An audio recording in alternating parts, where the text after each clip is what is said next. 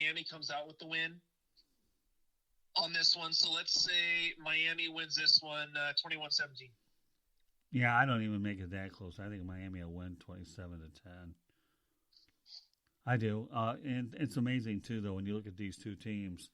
Andy Dalton becomes your quarterback after going with a young guy. And the Dolphins said the same thing. They gave Josh Rosen an opportunity, was 0-3 assists in his starts. And Ryan Fitzpatrick has done fairly well to keep them from joining the 0-16 club. Quick question about the previous game, though.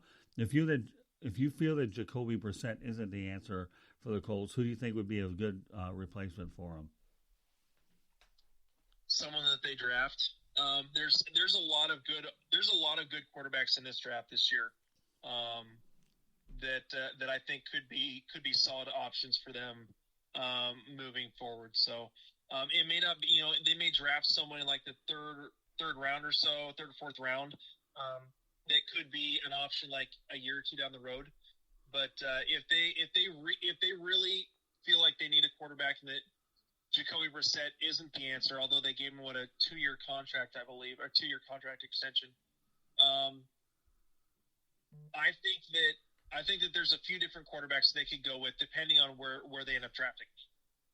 Well, my thoughts are I wouldn't be surprised to see Marcus Mariota get a fresh start with Indianapolis. That's just a gut feeling I have. And with Frank Reich's ability to work with quarterbacks, you never know. Change of scenery, a different voice in his ear. I don't feel that Mariota's been a bust.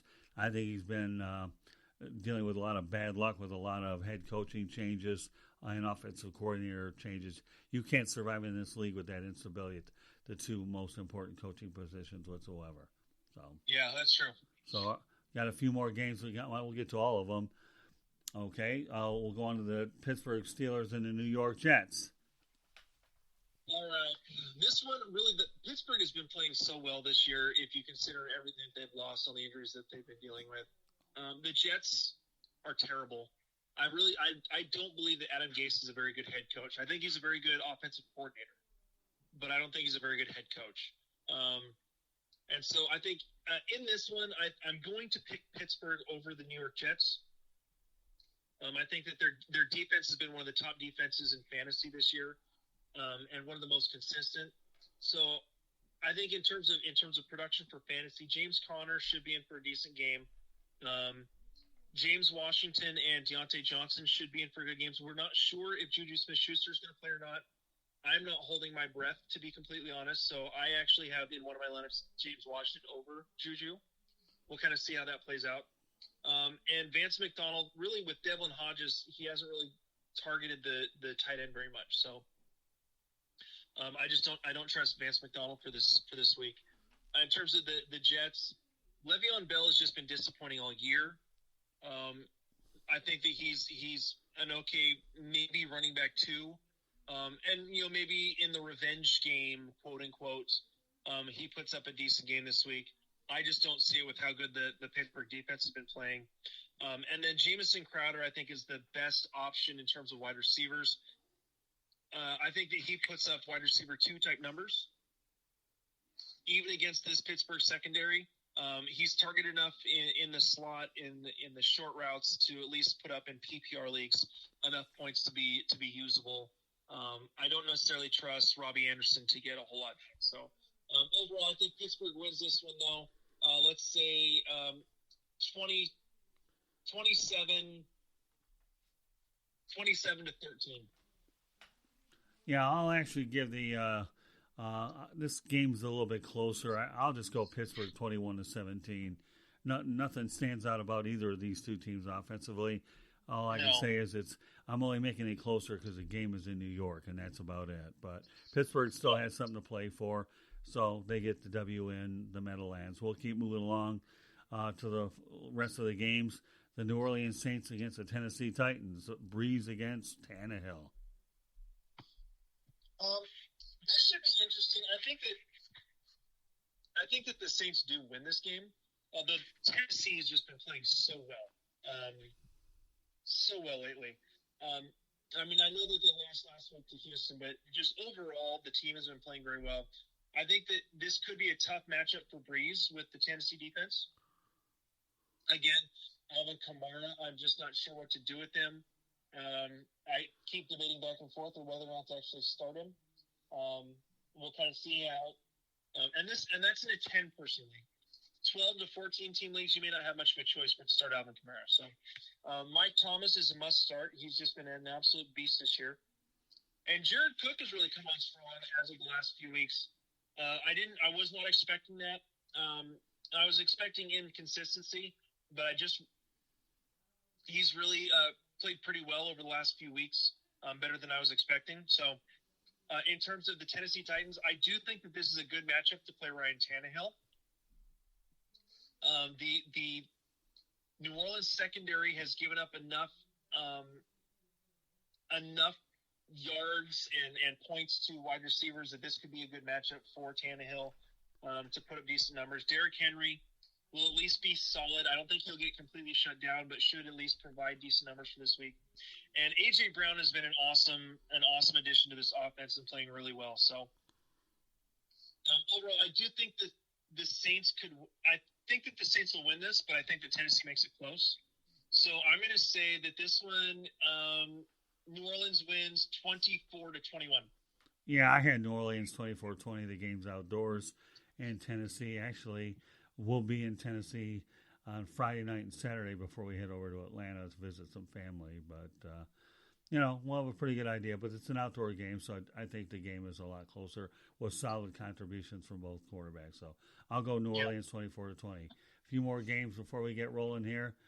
The Sports Exchange is due to follow us afterwards. You have the Giants and the Redskins. Eli Manning continues to be the Giants. Is he auditioning for a job somewhere else, or do you think he's going to stay in New York? We'll know over the offseason, but who do you have in this one? In this one, I believe that Daniel Jones has actually had practice with the starters today, practice in full. So I think he is back and playing against the Washington Redskins. Saquon Barkley should be a decent play this week. Their offensive line is terrible, to be completely honest, and really that's part of what's made it hard on Daniel Jones and Saquon Barkley to have a ton of consistent success. I think that Barkley should be in for an okay game. I think that Darius Slayton has really proven to be an interesting fantasy option as long as Daniel Jones is the quarterback. So definitely something to watch for there. And I think that Caden Smith could be an okay option this week as well. As far as Washington goes, Adrian Peterson, I think, is a possible flex play in 12-team leagues and larger. Terry McLaurin has been a bit of a revelation this year, and is in line to be one of the top rookie wide receivers this season. Overall, I really don't know who to pick in this game. I'll probably go, because it's a home game, I think that Washington may win this one, so I'm going to go Washington wins it. I don't really like either team, so I'm going to say 20-17 Washington. This could be considered another unemployment bowl as well. But yeah, in fact, it will be. But I'll give the Giants benefit of the doubt because of Eli 23-17. We got about 10 more minutes to go, Ryan, before we go on to the Sports Exchange. The Oakland Raiders go back to L.A. where they once played, and they take on the Chargers. Rivalry game there. So, who do you got? I think that the Chargers win this one. I think that the Chargers defense has played well enough against some of these teams that it should make it a little difficult for Oakland. Again, Josh Jacobs is, as far as we can tell, is not playing this week. And so that puts everything on Dwayne Washington, who could be okay. I think he could be a flex play possibly for this week. And Darren Waller, I think, is the best option in the passing game for Oakland as far as Cleveland go, or as far as the Chargers go. Phillip Rivers, I think, should play very well against this Oakland defense. I know he didn't, a few weeks back, throwing, 3 or 4 interceptions. I think that he does better at home. Austin Eckler has been great this season and should continue that. Melvin Gordon should be in for a decent game as well. And Keenan Allen has been amazing. Really putting up solid numbers for the most part. after having a bit of a dip in the middle of the season. So Hunter Henry had a little bit of a down week last week, but I think he bounces back against Oakland. I think that the Chargers win this one, let's say 24-17. Yeah, I'll give the Chargers a nod, 27-21, hoping that Melvin Gordon does have a good game. 4 more games to go. We'll get to them. The Dallas Cowboys go to Philadelphia to take on the Eagles, a divisional matchup, one that obviously could decide the divisional title as both teams are tied for first place. I think that Dallas's offense is potent enough against the Philadelphia secondary that's been very questionable for most of the year. I think that Dallas wins this one.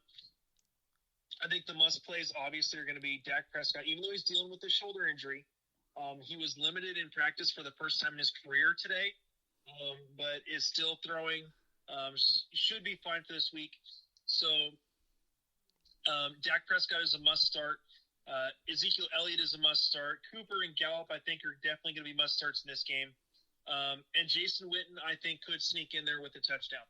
As far as Philadelphia goes, Carson Wentz could, again, he does have the ability to run a little bit, so that ups his value. I think that he could be an okay start against Dallas. Miles Sanders has been great over the last few weeks, so I think that he continues that and should put up at least flex-worthy numbers at minimum. One of the main issues, though, is that the Philadelphia Eagles really don't have any healthy wide receivers. Nelson Aguilar can't get healthy. They've got Greg Ward, who's kind of been, okay since he's come up. And J.J. Arcega-Whiteside has not done much so far this year as a rookie. So, really the passing game is all going to go through Zach Ertz, who should be in for a huge game. And maybe Dallas Goedert could have an okay game as well. So, I do think in the end Dallas wins, and we're going to say Dallas wins this one. I'm going to say 31-24. Yeah, I like the Cowboys 31-20. I think they have way too many playmakers. And again, this only one team is getting to the playoffs in this division. I don't know whether it saves Jason Garrett's job, but I do know that the Cowboys get in the postseason. You never know whether Jerry Jones, unless he can find a high-profile college coach that he could bring on. I don't know who his other options are. But again, Cowboys 31-20. We've got 3 more games to go. Arizona Cardinals in your neck of the woods to take on the Seattle Seahawks. Well, obviously, I think the Seahawks are going to win this one. I think that they had enough of a wake-up call in the Sunday night game against the Rams that they are hungry enough to make sure that they don't just kind of go into a game expecting to win. I think they know that it's going to have to be a hard-fought game week in and week out. So I think that Seattle wins this one, especially if they can get some pressure on Kyler Murray. I think that Murray could still be an okay option for this week as a quarterback too. Kenyon Drake had a huge week last week. I see him falling back down to earth. Seattle has played pretty well against running backs not named Christian McCaffrey.